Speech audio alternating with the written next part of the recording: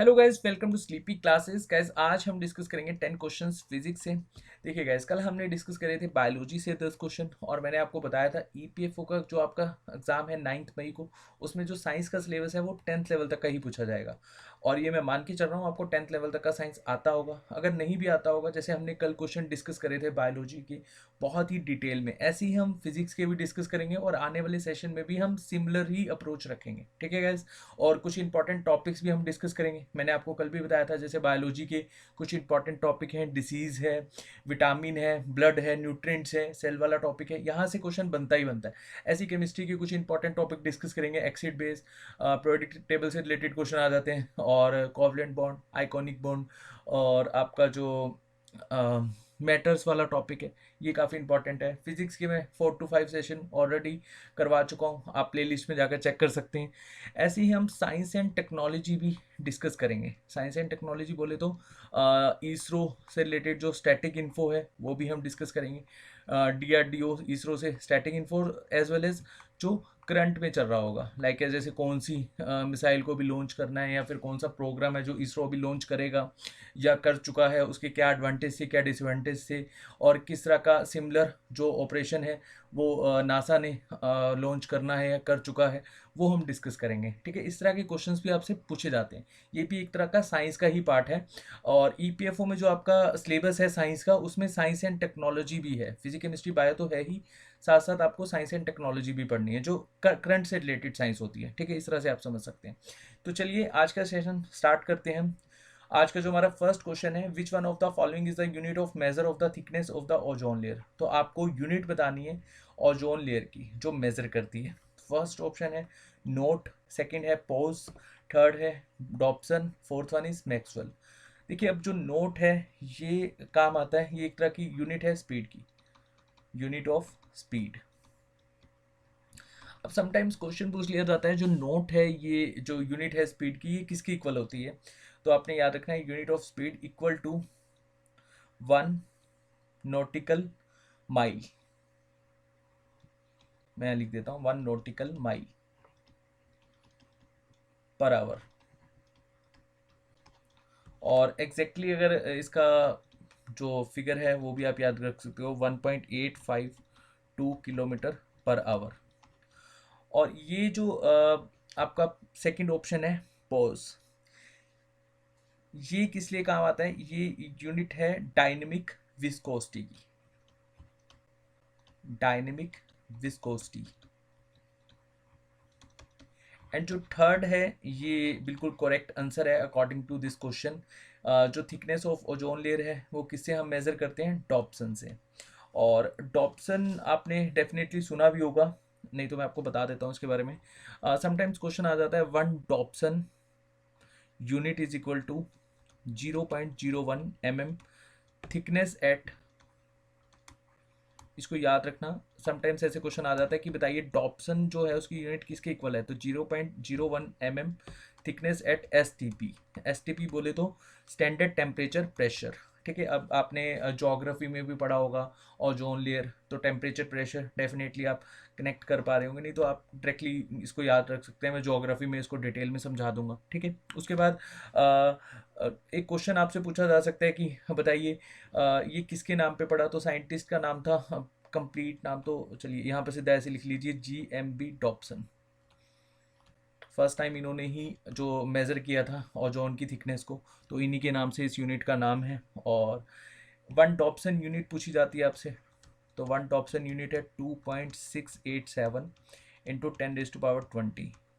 ये तो पूछा जाए ना जाए, लेकिन ये पूछा जा सकता है आपसे, तो आपने ये एग्जैक्टली याद रखना है, 2.687 इंटू 10⁻20। अब जो लास्ट ऑप्शन है आपका मैक्सवेल, मैक्सवेल की इक्वेशंस भी हैं, लेकिन मैक्सवेल यूनिट के पॉइंट ऑफ व्यू से हम इसे, मतलब किसकी यूनिट है ये, मैग्नेटिक फ्लक्स की।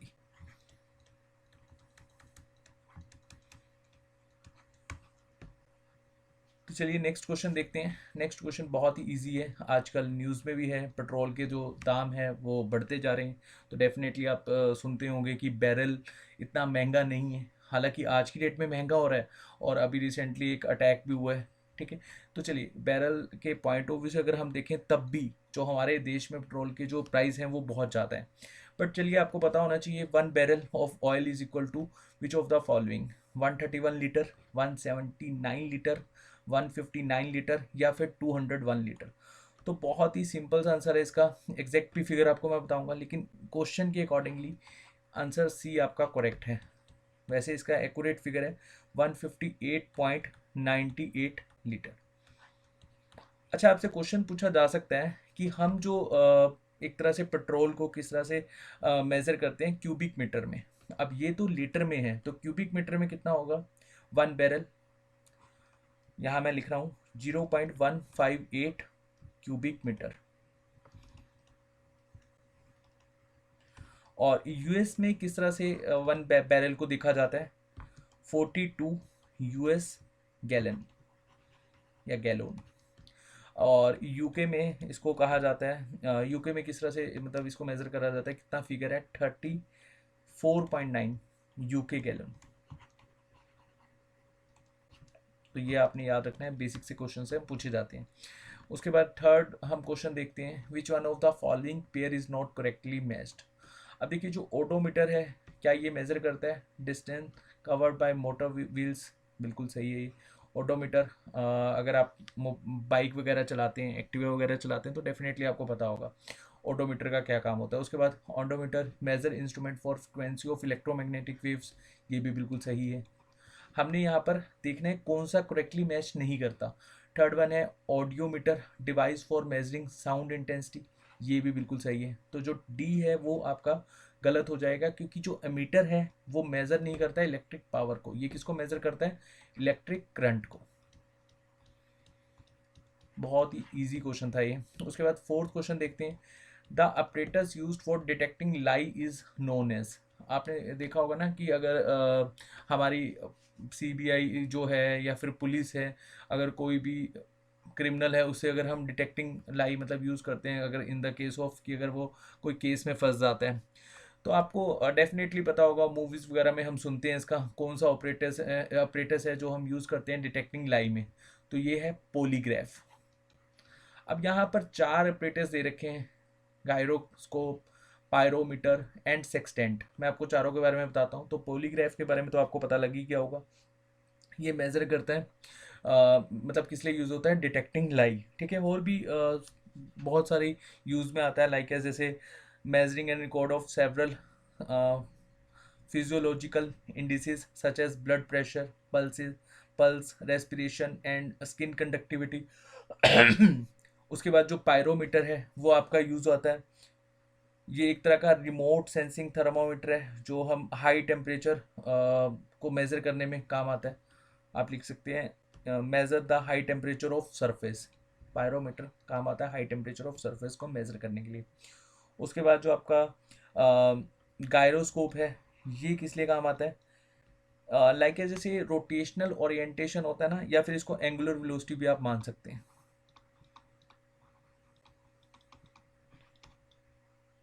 स्पाइनिंग व्हील जो आपकी या फिर डिस्क होती है, उसकी जो रोटेशनल ओरिएंटेशन होती है, उसको मेजर करने के लिए हम गायरोस्कोप का यूज़ करते हैं।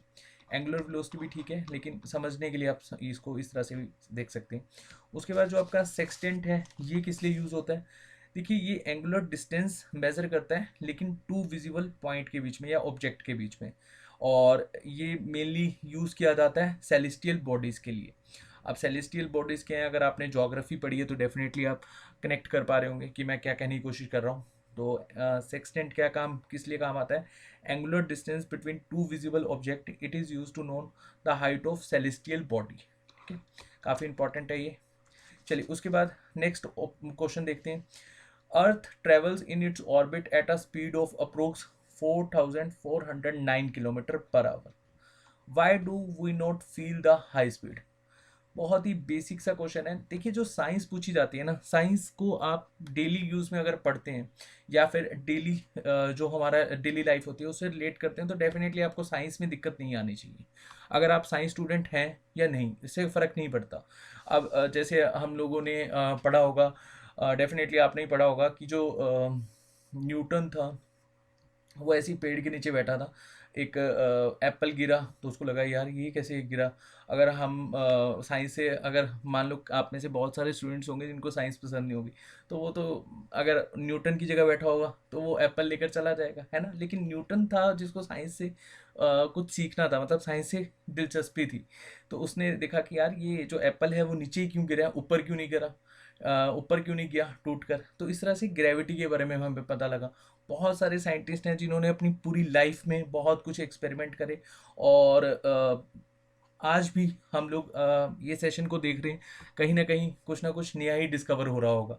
ठीक है, इस तरह से अब देखिए अर्थ जो ट्रैवल करती है अपनी ऑर्बिट पे, अब हमें लगता है कि हम क्यों यहाँ पर बिल्कुल अगर बैठे हैं तो बिल्कुल बैठे हैं, हम क्यों नहीं अर्थ के साथ साथ घूम रहे। तो ये क्वेश्चन बहुत इंपॉर्टेंट है, ठीक है, इसको ध्यान से समझना। इससे आपको बहुत कुछ सीखने को मिलेगा आज। तो ऑप्शन देख लेते हैं एक बार। Because we are too small compare to the size of earth. अब देखिए अगर साइंस का लॉजिक नहीं आपको पता होगा तो आप कहेंगे कि यार ये ठीक लग रहा है, इसको मैं करेक्ट कर लेता हूँ। ठीक है, तो ध्यान से समझिएगा इस, ये तो हमें पता ही है अर्थ के खैर कंपेरेटिवली हम तो कुछ भी नहीं है। ठीक है, और ये आपका ऑप्शन गलत है। अगर हम लॉजिकल ना सोचें तो सही है। ठीक है, our relative speed with respect to the earth along the earth orbit is zero. ये ऑप्शन आपका बिल्कुल करेक्ट है। ठीक है, बाकी हम अदर जो ऑप्शन है वो भी देख लेते हैं। The solar system as a whole is also moving. Okay, the gravity of earth constantly pulls us towards the earth centre. देखिए अब बी जो आपका है ये करेक्ट क्यों है, यहाँ पर ध्यान से समझिएगा। Our relative speed with respect to earth along the earth orbit is zero. इसको मैं एग्जाम्पल के फॉर्मेट में आपको समझाता हूँ। देखिए आप मान लो कि अर्थ मूव कर रही है, ठीक है, ये अर्थ है, ठीक है, और सन के अराउंड घूमती है अर्थ। ठीक है, सारे प्लैनेट्स सन के अराउंड घूमते हैं। ठीक है, आपको इतना तो पता ही होगा डेफिनेटली अगर आपने सोलर सिस्टम अच्छे से पढ़ा होगा। हालांकि ईपीएफओ में ज्योग्राफी नहीं आनी, बट अदर जो आपके पेपर्स हैं उसमें ज्योग्राफी पूछी जाती है। तो सन के अराउंड हमारी जो अर्थ है वो मूव करती है। ठीक है, और काफ़ी हाई स्पीड पे करती है, मैंने अभी आपको बताया 4000 के आसपास। अब हमें क्यों नहीं लगता कि हम क्यों नहीं मूवमेंट कर रहे, एक्चुअली में हम अपनी मूवमेंट कर रहे होते हैं। ठीक है, हम भी यहाँ पर मूव कर रहे हैं। ठीक है, और हम अर्थ के अकॉर्डिंगली ही मूव कर रहे हैं, जितनी तेजी से अर्थ मूव कर रही है उतनी ही तेजी से हम भी मूव कर रहे हैं, बिल्कुल अर्थ के साथ साथ। ठीक है, we are standing on the earth, we move as much as the earth moves. ठीक है, इसको मैं दूसरे तरीके से समझाता हूँ। लाइक मान लो कि हम अर्थ में हैं, ठीक है, हमें इसलिए पता नहीं लगता कि अर्थ घूम रही है, हम घूम रहे हैं कि नहीं घूम रहे। लेकिन जो अर्थ के या फिर सोलर जो हमारा सोलर है, सोलर सिस्टम है, उसमें बहुत सारी चीज़ें मूव करती रहती हैं, जैसे एस्ट्रॉइड्स हैं या फिर अदर प्लैनेट्स हैं या फिर सन ही है, वो भी मूव करता है। ऑब्वियसली अर्थ भी मूव करती है, सन भी मूव करता है। ठीक है, तो जो सन है ये अपनी एक्सिस पे मूव करता है, या फिर आप ऐसे कहो कि चलो अर्थ मूव कर रही है, इस तरह से आप समझ लो। ठीक है, लेकिन हमें लगता है कि सन जो है वो चारों ओर घूमता है, कहाँ से निकलता है कहाँ जाकर छुप जाता है, इतना हम लोग समझते हैं। बेसिक सा पॉइंट है ये। अब जो सोलर सिस्टम के बाहर का है, या मतलब हमारे अर्थ के बाहर का है और सोलर सिस्टम का है, हमें लगता है कि वो मूव कर रहा है। ठीक है, इसको इस तरह से समझ सकते हो। या फिर आप ये इसको सिंपल सा एग्जांपल यहाँ पर ऐसे समझ सकते हो कि मान लो कि हम एक कार में जा रहे हैं, आप ट्रैवल कर रहे हो चंडीगढ़ से दिल्ली। ठीक है, तो चंडीगढ़ से आप ट्रैवल कर रहे हो दिल्ली तक, आपने कार की स्पीड बिल्कुल कॉन्स्टेंटली एक ही जैसी रखी, यूनिफॉर्म स्पीड पर आप जा रहे हो। ठीक है, और बिल्कुल स्मूथ सरफेस है, कोई ऐसा स्टॉल प्लाजा नहीं है, कोई गाड़ी नहीं है, बिल्कुल खाली सड़क पड़ी है। आप चंडीगढ़ से दिल्ली एक ही स्पीड पर जा रहे हो यूनिफॉर्म स्पीड में। हालांकि प्रैक्टिकल पॉसिबल नहीं है, लेकिन हम फिजिक्स में पढ़ते हैं यूनिफॉर्म स्पीड के बारे में भी। अब एक स्पीड पर आप जा रहे हो, ठीक है, और यहाँ पर मान लो कि आपने एकदम से, आपको याद आया कि मुझे टाइम से पहुँचना है या फिर मुझे थोड़ा जल्दी पहुँचना है, आपने एक्सीलरेटर को दबाया। ठीक है, तो आपको एकदम से लगेगा कि मतलब आप एकदम से आगे की ओर हो गए या पीछे की ओर, है ना। और अगर आपको यहाँ पर मान लो कोई ऑब्जेक्ट यहाँ पर नज़र आ गया या कोई ऑब्स्टेकल आ गया, तो आप ब्रेक मारोगे। ठीक है, इससे बचने के लिए। तो यहाँ पर आपको लगेगा कि आप एकदम मोशन फील होगा आपको, और आप ब्रेक करोगे तो आपको आगे की तरफ धक्का लगेगा। ठीक है, मतलब अर्थ की जो स्पीड है उसके अकॉर्डिंगली तो हम जा रहे हैं मोशन में। ठीक है, हम एक जगह से दूसरी जगह जा रहे हैं। अब आप कहोगे नहीं ऐसा तो नहीं है, अगर हम अपने घर के पॉइंट ऑफ व्यू में देखें, हम एक जगह पर बैठे हुए हैं, लेकिन हम अर्थ के, जब जिस तरह से अर्थ घूम रही है उस तरह से हम भी घूम रहे हैं, तभी हमें लगता है कि हम क्या है, रेस्ट पे हैं। मैं इसको ज्योग्राफी में विद जो GIF होती है उसके अकॉर्डिंगली समझाऊंगा या इमेजेस के थ्रू समझाऊंगा आपको, तब डेफिनेटली समझ में आ जाएगा। वैसे इतना एग्जाम्पल भी I think more than enough है। होपफुली आपको समझ में आ गया होगा। अगर नहीं आया होगा तो आप कमेंट सेक्शन में मुझे बताइएगा, मैं आपको फिर दोबारा से अच्छे से एक्सप्लेन कर दूंगा। नेक्स्ट क्वेश्चन देखते हैं। Consider the following statement. First है आपका fibre optics is based on the principle of total internal reflection. अब देखिए, पहले हम यूज़ करते थे कोएक्सियल केबल, ठीक है, लाइक जैसे आपके घर में वाईफाई लगा होगा, है ना। आजकल वाईफाई पहले लैन से चलता था, लोकल एरिया नेटवर्क, आजकल ये ऑप्टिकल फाइबर यूज़ किया जा रहा है, ठीक है। अब ये ऑप्टिकल फाइबर वाला जो बेसिकली वाईफाई है या जो केबल होती है उसको हम किस तरह से देखते हैं। जैसे कोएक्सियल केबल में तो हम देखते थे कि इलेक्ट्रिकली सिग्नल पास होता था, ठीक है, और एक यहाँ पर आप वायर होती थी, ठीक है, कॉपर की, जिसको आप हिंदी में तांबे की वायर कह देते हो, ठीक है। तो एक वायर होती थी, इसके थ्रू इलेक्ट्रिकली सिग्नल पास होता था। और अगर मान लो कि यहाँ पर ये ब्रेक होगी वायर, और यहाँ पर कोई हमने इस तरह से कनेक्ट कर दिया, इसको खुद से हाथ से मैन्युअली कनेक्ट कर दिया, अगर ये ओपन रह गया, ठीक है, मतलब इस पर हमने टेपिंग नहीं करी प्रॉपर, तो हमें करंट भी लगता था। लेकिन अगर हम ऑप्टिकल फाइबर की बात करें, ये बहुत एडवांस टेक्नोलॉजी है, ठीक है। हालांकि हमारे इंडिया में ये 2002 में मैन्युफैक्चरिंग होना शुरू हो गई थी, लेकिन आज की डेट में ये बहुत ही एडवांस टेक्नोलॉजी है। अब ऑप्टिकल फाइबर को मैं आपको समझाता हूँ। बहुत ही थिन सी वायर होती है, लाइक जैसे आपका हेयर है, उतनी ये वायर मान लो, सिर्फ उतनी सी वायर होती है, एक हेयर, ठीक है। अब मैं इसको समझाने के पॉइंट ऑफ व्यू से थोड़ा सा इस तरह बना रहा हूँ। मान लो कि ये एक एंड है और ये दूसरा एंड है, ठीक है, और ये वायर किसके इक्वल है, आपके हेयर के इक्वल, एक हेयर के, ठीक है। इसमें अब जब सिग्नल जाएगा तो इलेक्ट्रिकली तो सिग्नल पास हो नहीं सकता, क्योंकि ये वायर किसकी बनी होती है, या तो प्लास्टिक की बनी होती है, या फिर ट्रांसपेरेंट मतलब ग्लास की बनी होती है। अब ग्लास में सिलिका की लगा सकते हो आप, ये तो ग्लास बोलो या सिलिका एक ही बात है, प्लास्टिक की बनी होती है। अब देखिए, सिलिका में इलेक्ट्रिकली सिग्नल तो पास नहीं होता, तो सिग्नल कैसे पास होगा आपका, लाइट की फॉर्म में। ध्यान से समझिएगा, अब लाइट की फॉर्म में आपका सिग्नल पास हो रहा है ऑप्टिकल फाइबर में। बहुत पतली सी वायर है, तो इलेक्ट्रिकली तो पॉसिबल है ही नहीं। और इसमें होता क्या, मान लो कि अब यहाँ से हमने कोई सिग्नल पास करा, ऐसे आप समझो हाय हेलो। फिफ्थ क्वेश्चन में थोड़ा डाउट है, इस तरह से आप यहाँ पर लिखो, ठीक है। और मान लो कि आप वाईफाई यूज़ कर रहे हो और कमेंट कर रहे हो जब भी ये वीडियो अपलोड होगी उसके ठीक बाद, ठीक है।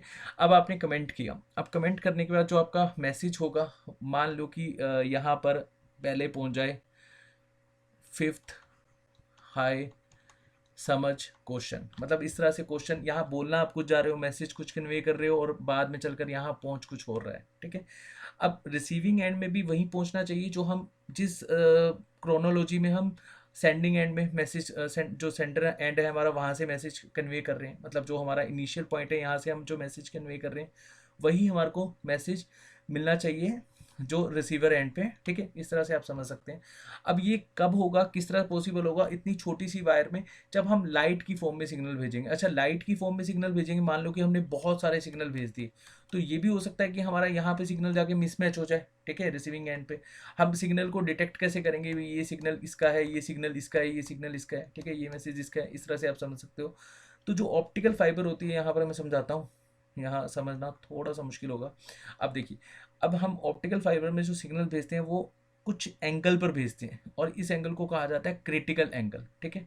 डिफरेंट डिफरेंट एंगल पे हम सिग्नल भेजेंगे, तो यहाँ पर जो मिसमैच होगा वो भी बहुत, उसके चांसेस कम हो जाएंगे, एंड साथ साथ यहाँ पर हमारा जो मैसेज है वो भी अच्छे से कन्वे हो जाएगा, ठीक है। इस तरह से आप समझ सकते हैं क्रिटिकल एंगल में मैसेज को भेजा जाता है, और ऑप्टिकल फाइबर में यही अप्रोच है। अब क्रिटिकल एंगल पर अगर आप सिग्नल भेज रहे हो, तो डेफिनेटली ये जो आपकी ये जो इस तरह से वायर का एंड होगा, जो प्लास्टिक यूज़ कर रहे हैं हम, या जो जिसे वायर बना रहे हैं सिलिका से, ग्लास से, अब यहाँ से लाइट पास नहीं होनी चाहिए। लाइट पास होगी तब भी हमारा मैसेज किया, ठीक है।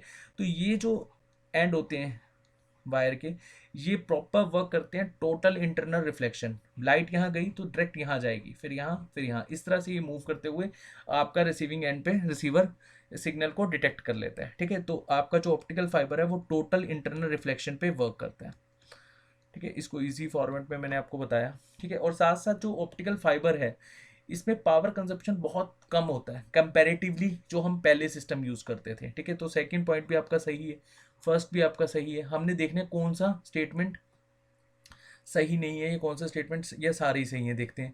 तो पहला और दूसरा तो आपको सही है। Optical fibre communication are free from radio frequency interference, बिल्कुल सही। जैसे मान लो कि कोएक्सियल केबल है, हम थोड़ा सा अपना पुराना टाइम याद रखते हैं, 5 से 6 साल पहले का आप याद करो अपना टाइम, ठीक है। तो केबल जब भी हम देख रहे होते थे, घर में टीवी लगा होता था, तो अब हमारा टेलीफोन अगर आता था तो डिस्टरबेंस क्रिएट होने लग जाती थी, ठीक है। या फिर आप जो मिक्सर ग्राइंडर होता है घर में, उसको टीवी के आसपास लगा दो, तो उसमें थोड़ा सा आपको डिस्टरबेंस क्रिएट होने लग जाएगी, इको आने लग जाएगा, ठीक है, जो भी आप देख रहे होंगे। तो क्या होता है कि जो आपकी कोएक्सियल केबल होती हैं, इसमें जो रेडियो फ्रिक्वेंसी होती है या फिर इलेक्ट्रोमैग्नेटिक वेव्स होती हैं, ये डिस्ट्रैक्शन क्रिएट कर देती हैं, इंटरफेरेंस क्रिएट कर देती हैं। लेकिन ऑप्टिकल फाइबर में इसका ऐसा कुछ भी इंटरफेरेंस हमें नहीं देखने को मिलता, ठीक है। ऑप्टिकल फाइबर बिल्कुल फ्री है, हालांकि इसकी कॉस्ट बहुत आती है। अगर आपके घर में वाईफाई लगा हुआ है या आपने अभी तक देखा होगा ऑप्टिकल फाइबर, आप में से बहुत सारे स्टूडेंट साइंस के भी होंगे, ठीक है, तो उनको डेफिनेटली पता होगा ऑप्टिकल फाइबर क्या होता है, ठीक है। अगर मान लो कि यहाँ पर ऑप्टिकल फाइबर जा रही है और ये बीच में से ब्रेक हो जाए, वैसे संभावना बहुत कम होती है, अगर मान लो ब्रेक हो जाए तो इसके लिए प्रॉपर अलाइनमेंट मशीनें आती हैं, ठीक है। कोएक्सियल केबल को तो हम खुद जोड़ देते थे, थोड़ा सा छिला और उसको जोड़ दिया और हमारा काम चल जाता था, लेकिन ऑप्टिकल फाइबर में केस डिफरेंट है। चलिए फोर्थ पॉइंट देखते हैं। In India Reliance group of industry इसको लेकर आया था, मतलब मैन्युफैक्चरिंग रिलायंस ग्रुप ने करी थी, नहीं, ये पॉइंट आपका गलत है। तो इंडिया में सबसे पहले मैन्युफैक्चरिंग करी थी स्टेरलाइट कंपनी ने, और ये कब करी थी, 2000 में, ठीक है। तो ये पॉइंट आपका गलत हो जाएगा और ऑप्शन के अकॉर्डिंगली ए ऑप्शन आपका बिल्कुल सही होगा। चलिए नेक्स्ट क्वेश्चन देखते हैं। साउंड वेव्स क्या हैं? क्या साउंड वेव ट्रैवल करती हैं वैक्यूम में? बिल्कुल भी नहीं, क्योंकि प्रोपेगेट करती हैं तो वैक्यूम में तो ट्रैवल कर ही नहीं सकती। अच्छा, सॉलिड में ट्रैवल करती हैं सिर्फ? नहीं, ऐसा भी नहीं है। लिक्विड या गैस में ट्रैवल करती हैं सिर्फ? नहीं, ये तीनों में ट्रैवल करती हैं। तो डी ऑप्शन देख लेते हैं, can travel both in solid and gas, obviously. तो सॉलिड में भी ट्रैवल करती है, गैस में भी ट्रैवल करती है, इवन लिक्विड में भी करती है। अच्छा चलिए एक क्वेश्चन आपको बताता हूँ यहाँ पर जो पूछा जाता है। अब जो साउंड वेव्स हैं, ये सबसे ज़्यादा ट्रैवल, मतलब सबसे फास्ट किस में ट्रैवल करती हैं? तो याद रखना, सॉलिड में सबसे फास्ट ट्रैवल करती है, उसके बाद लिक्विड में, देन गैस में, ठीक है। इसके बहुत सारे एग्जांपल हैं, जैसे स्टील में अगर आप साउंड वेव को पास करोगे तो बहुत तेज़ी से पास होगी, लिक्विड में उससे कम, देन जो गैसेस है उसमें उससे कम, ठीक है। तो ये याद रखना, समटाइम ऐसे बेसिक से क्वेश्चंस भी पूछे जाते हैं, और वैक्यूम में ट्रैवल नहीं करती। चलिए नेक्स्ट क्वेश्चन है। अब नेक्स्ट क्वेश्चन, अगर आप डेली डोज का मेरा सेशन देख रहे हो, ठीक है, हालांकि इस वीक तो हमने डेली डोज का सेशन नहीं लिया, बट नेक्स्ट वीक से डेफिनेटली डेली डोज भी हम कवर करेंगे। उसमें बहुत सारे स्टैटिक के टॉपिक मैंने कवर किए हैं, और एक मैंने टॉपिक करा था थर्मल पावर प्लांट से, ठीक है। तो ये अगर आपने वो टॉपिक देखा होगा तो डेफिनेटली 8 क्वेश्चन आपको आता होगा। चलिए डिस्कस करते हैं। What are the links between Dhruva, Purnima, Cirus? तो ये एक तरह की क्या है, रिसर्च रिएक्टर्स, ठीक है। तो पहला ऑप्शन आपका बिल्कुल सही हो जाएगा। अब इनका काम क्या होता है, ध्यान से समझिएगा। पहले हम ध्रुव का समझते हैं। ये ध्रुव जो बना हुआ है वो यूरेनियम का बना होता है, और ये एक तरह का क्या है, हैवी वाटर टैंक रिएक्टर है, और यूरेनियम का बना होता है। जनरेट कितने तक की थर्मल पावर करता है ये? तो आपने याद रखना है 100 मेगावाट। इन तीनों में जो सबसे ज़्यादा पावर जनरेट करता है वो आपका ध्रुव ही है, ठीक है। उसके बाद पूर्णिमा के बारे में हम थोड़ा सा इफेक्ट जान लेते हैं। जो पूर्णिमा है ये 1972 में आया था फंक्शनिंग में, और इससे हम जनरेट करते हैं बहुत ही कम पावर, ठीक है। और ये किससे फ्यूल्ड है? तो फ्यूल्ड विथ, ये याद रखना बहुत इंपॉर्टेंट है, fuelled with plutonium dioxide pellets. और जो आपका साइरस है, ये सेकंड रिएक्टर है हमारे इंडिया का, फर्स्ट रिएक्टर अप्सरा है। अप्सरा आया था 1956 में, और जो साइरस है इसको हम यूज़ में लेकर आए थे 1960s में, ठीक है। तो 60 61 इसमें साइरस को हम यूज़ में लेकर आए थे, ठीक है। तो सेकंड रिएक्टर है, इसके बारे में चलिए एक्स्ट्रा इन्फॉर्मेशन मैं आपको बता देता हूँ। हैवी वाटर टैंक रिएक्टर है ये भी, और इसमें भी यूरेनियम का ही, बेसिकली ये भी यूरेनियम फिल्ड विद यूरेनियम, और इसमें जनरेट हम कितने पावर करते हैं, 40 मेगावाट, चलिए अच्छा चलिए एक क्वेश्चन मैं आप लोगों से पूछता हूँ। अगर आपने डेली डोज की मेरी जो वीडियो है सेशन है वो देखा होगा तो डेफिनेटली आप ये क्वेश्चन को अटेम्प्ट कर पाएंगे। फर्स्ट एटॉमिक पावर स्टेशन कहाँ पर है? मैं लिख देता हूँ, फर्स्ट एटॉमिक पावर स्टेशन। तो आप कमेंट सेक्शन में बताइएगा। और अगर आपने नहीं देखी अभी तक डेली डोज में थर्मल पावर प्लांट की वीडियो तो डेफिनेटली आप देखिए और उसमें आपको बहुत सारे डाउट्स क्लियर हो जाएंगे। चलिए नेक्स्ट क्वेश्चन देखते हैं। ये न्यूमेरिकल बेस्ड है और बहुत सिंपल सा न्यूमेरिकल है। Two balls A and B, दोनों दोनों का जो वेट है वो डिफरेंट है। ए का जो वेट है वो 10 kg है, बी का जो वेट है वो 1 kg है। अगर हम इनको ड्रॉप करते हैं simultaneously from the height of 20 metre, मान लो कि ये 20 मीटर की हाइट है और यहाँ पर आप खड़े हो, ठीक है, और एक 10 किलो की बॉल है और एक 1 किलो की बॉल है, ठीक है, ये हाइट थोड़ी सी सिमिलर है, चलो यहाँ पर मान लो। तो यहाँ से आप बॉल को गिरा रहे हो, दोनों बॉलों को एक साथ। अब क्या कौन सी बॉल सबसे पहले पहुंचेगी? A ball will reach the ground first, B will reach the ground first, या फिर दोनों ही एक साथ पहुंचेंगी, या नन ऑफ द अबव। देखिए अब न्यूमेरिकल के अकॉर्डिंगली बताता हूँ, वैसे सी आपका बिल्कुल करेक्ट आंसर है। अब इसको ध्यान से समझिएगा। हाइट कितनी है इसकी? 20 मीटर, ठीक है, और उसके बाद वेट दे रखा है, ठीक है, तो हाइट है 20 मीटर। उसके बाद इनिशियल वेलोसिटी हमें बताई नहीं गई क्योंकि हम तो एक हाइट पर से ड्रॉप कर रहे हैं, तो इनिशियल वेलोसिटी है नहीं हमारे पास, तो इसको जीरो मान लेते हैं। फाइनल वेलोसिटी हमने निकालनी है, ठीक है। इस केस में क्या होता है, हम एक स्पीड इक्वेशन लगाएंगे फॉर ग्रेविटेशनल वेलोसिटी। अब ये ग्रेविटेशनल वेलोसिटी ऑब्वियसली हम एक हाइट से नीचे फेंक रहे हैं। अब इसका फार्मूला क्या होता है? v is equal to u plus 2gh। अब देखिए u क्या है? 0। अब यहाँ पर रह क्या गया? 2gh, और हाइट दोनों की क्या है? सेम है। और ग्रेविटी ऑब्वियसली ये भी सेम ही कंसीडर करेंगे, ग्रेविटी तो एक ही रहेगी ना जो स्टैंडर्ड है, तो आपका आंसर क्या आ जाएगा? सेम, ठीक है। तो ये डिपेंड करता है मेनली किसके ऊपर? अगर हमारी इनिशियल वेलोसिटी दी गई होती तो हम ये न्यूमेरिकल का जो वैल्यू आती है, आंसर आता है, वो थोड़ा डिफरेंट आता। अगर यहाँ पर इनिशियल वेलोसिटी 0 होगी तो दोनों ही बॉल, या अगर हम एक हाइट से दो बॉल गिराते हैं और वो डिफरेंट डिफरेंट वेट के, तो वो सेम ही टाइम पे नीचे आएंगे, ठीक है। तो ये काफ़ी इंपॉर्टेंट है और बेसिक से है, ठीक है। चलिए उसके बाद नेक्स्ट क्वेश्चन और आज का लास्ट क्वेश्चन हम डिस्कस करते हैं। In cold weather aquatic animal survive even when water at the top layer of the lake freeze into ice because.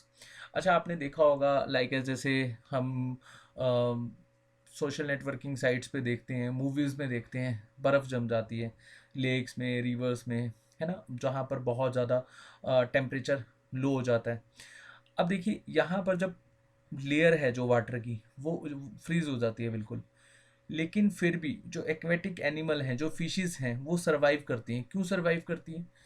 क्या वो ब्रीथ ले पाती हैं आइस में? बिल्कुल गलत। They have enough of accumulated oxygen inside them? बिल्कुल भी नहीं। इतना ऑक्सीजन थोड़ी वो अपने अंदर इनटेक कर लेंगे और उसके बाद वो अपनी लाइफ को ईजिली जी पाएंगे, नहीं, ये भी गलत हो जाएगा, ठीक है। उसके बाद their body structure is such that they can survive without oxygen, नहीं, ये भी गलत है, ठीक है। उसके बाद डी ऑप्शन देखिए, water has the highest density at 4 degree Celsius, ठीक है, ये पॉइंट बिल्कुल सही हो जाएगा। देखिए जो लेयर है वाटर की वो तो हो 0 डिग्री सेल्सियस पे हो जाएगी, लेकिन मेनली जो डेंसिटी रहती है वाटर की वो 4 डिग्री सेल्सियस रहती है, ठीक है। तो होपफुली आपको समझ में आ गया होगा। Bottom layer will have liquid water and maintain a temperature 4 degree which supports the life there, ठीक है। जो भी एक्वेटिक एनिमल हैं या फिशेज हैं उनकी जो लाइफ है वो जी सकते हैं, ठीक है, क्योंकि नीचे का जो टेम्परेचर है वो 4 डिग्री सेल्सियस तो मिनिमम रहेगा ही रहेगा। होपफुली इस सेशन में आपको 10 के 10 क्वेश्चन बहुत अच्छे से समझ में आए होंगे, और जो भी आपका डाउट होगा या फिर आपको जिस भी क्वेश्चन में लगा कि ये मुझे ढंग से समझ नहीं आया, तो आप कमेंट सेक्शन में कमेंट कर सकते हैं और अपने जो भी आप लोगों के सुझाव होंगे वो भी दे सकते हैं। चलिए पीडीएफ मिलेगी आपको हमारे टेलीग्राम चैनल पर। Thank you so much.